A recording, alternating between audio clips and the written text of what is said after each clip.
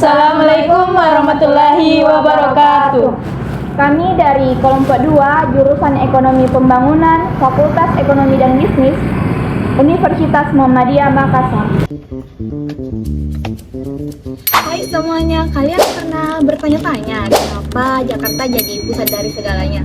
Atau kenapa kebijakan yang di Jawa dan di Papua sangat berbeda? Nah, jawabannya ada pada 2 konsep geografis yang akan kita bahas pada video ini. Dalam ilmu geografi, perwilayahan adalah proses pengelompokan ruang berdasarkan kesamaan karakter fisik, sosial maupun itu ekonomi. Tujuannya adalah agar sebuah wilayah dapat lebih memahami ataupun secara lebih spesifik memahami sehingga memudahkan perencanaan pembangunan. Menurut para ahli, wilayah memiliki identitas dan ciri khas tertentu yang membuatnya berbeda dari wilayah lain. Karena itu, memahami perwilayahan berarti memahami bagaimana manusia beraktivitas, berinteraksi, dan membentuk pola kehidupan di dalam ruang tersebut. Secara umum, wilayah itu dibagi menjadi 3 jenis utama. Yang pertama, wilayah formal, yaitu wilayah yang memiliki keseragaman karakter, misalnya kesamaan jenis tanah, iklim, ataupun mata pencaharian masyarakat. Yang kedua, wilayah fungsional, yaitu wilayah yang terbentuk karena adanya hubungan pusat atau hinterland. Contohnya itu wilayah Jabodetabek, yang dimana Jakarta menjadi pusat aktivitas ekonomi. Yang ketiga, wilayah perencanaan, yaitu wilayah yang dibentuk oleh pemerintah untuk tujuan pengelolaan pembangunan agar lebih terarah. Dalam pembangunan wilayah Indonesia, konsep perwilayahan ini sangat penting karena Indonesia memiliki keragaman yang tinggi, mulai dari perbedaan sumber daya alam, kondisi geografis, hingga budaya masyarakat. Karena itulah, kebijakan pembangunan harus disesuaikan dengan karakteristik tiap wilayah agar lebih efektif. Hierarki wilayah menjelaskan bahwa setiap wilayah memiliki tingkatan berdasarkan kapasitasnya dalam memberikan pelayanan dan fungsi ekonomi. Contoh paling sederhana adalah sistem pusat pelayanan. Ada wilayah yang berperan sebagai pusat tingkat tinggi seperti kota metropolitan, ada pula pusat menengah hingga pusat lokal. Teori tempat sentral menjelaskan bahwa pusat berfungsi melayani masyarakat di wilayah sekitarnya. Semakin tinggi tingkat pusat tersebut, semakin lengkap pula pelayanan yang disediakan, mulai dari pusat perdagangan, pendidikan tinggi, hingga fasilitas kesehatan spesialis. Hierarki wilayah juga terlihat dari yang pertama, aksesibilitas atau tingkat kemudahan untuk dicapai. Wilayah dengan akses transportasi yang baik biasanya menempati hierarki yang lebih tinggi. Yang kedua, jangkauan pelayanan, yaitu seberapa luas wilayah yang mendapat manfaat dari pusat tersebut.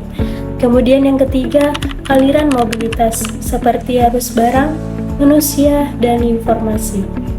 Melalui konsep hierarki ini, kita dapat memahami bagaimana wilayah saling bergantung satu sama lain dalam sistem keruangan. Wilayah pusat menjadi motor penggerak, sementara daerah hinterland menjadi penyedia tenaga kerja, bahan baku, atau lahan.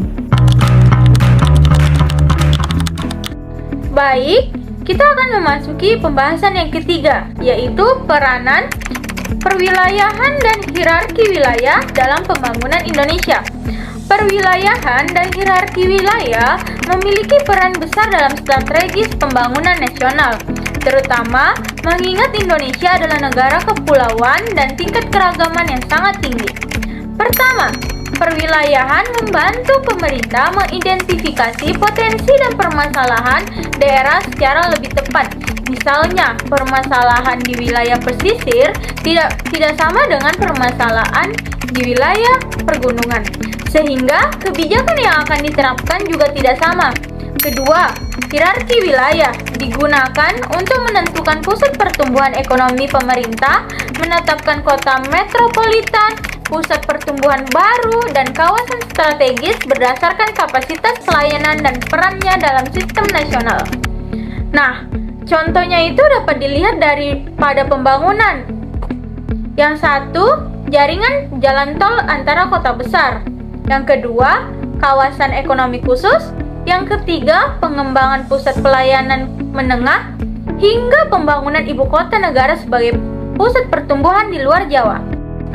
Dengan memadukan perwilayahan dan hierarki wilayah, pembangunan dapat berjalan lebih efisien sekaligus lebih merata.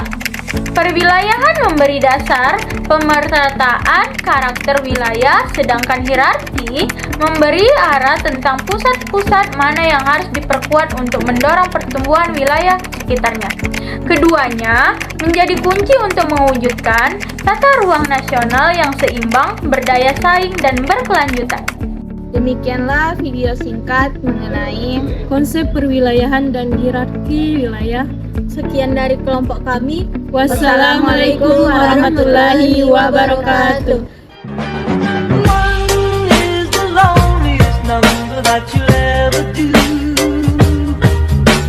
Two can be as bad as one. It's the loneliest number since the number one.